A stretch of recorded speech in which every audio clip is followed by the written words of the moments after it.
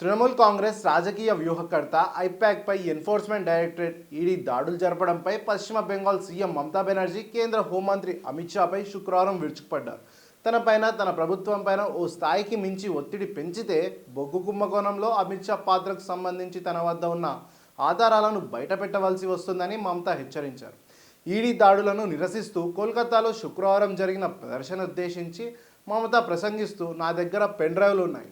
నా పదవిపై ఉన్న గౌరవంతో ఇప్పటి వరకు మౌనంగా ఉన్నాను. నా సహనాన్ని పరీక్షించకండి. మీ గుట్టంతా బయటపెడతా. దాన్ని చూసి యావత్ దేశం షాక్ అవుతుంది అంటూ అమిత్ షాను ఉద్దేశించి హెచ్చరించారు.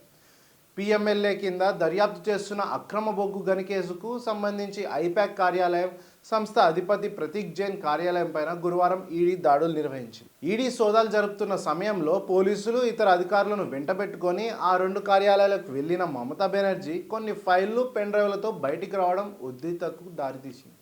తన పార్టీకి చెందిన ఎన్నికల వ్యూహాలకు సంబంధించిన కీలక వివరాలు ఈ ఫైల్లో ఉన్నట్లు మమతా వెల్లడించారు. ఈడీ దర్యాప్తులో జోక్యం చేసుకోవడంపై వస్తున్న విమర్శలను మమతా ప్రస్తావిస్తూ, సోదాలు నిర్వహిస్తున్న ఈడీ అధికారులను అడ్డుకొని తానేమీ తప్పు చేయలేదని సమర్థించుకున్నారు.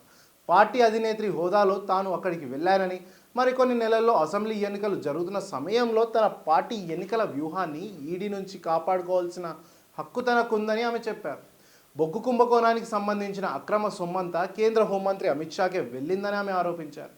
బెంగాల్కు చెందిన బీజేపీ ఎంపీ జగన్నాథ్ సర్కార్ ద్వారా ఈ డబ్బు చేతులు మారిందని ఆమె చెప్పారు.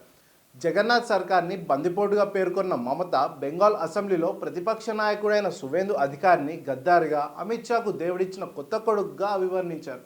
బొగ్గు స్మగ్లింగ్ను అడ్డుకోవడంలో విఫలమైన బీఎస్ఎఫ్, సిఐఎస్ఎఫ్కు బొగ్గు కుంభకోణంలో ఉన్న పాత్ర ఏమిటని ఆమె అమిత్ షాని ప్రశ్నించారు.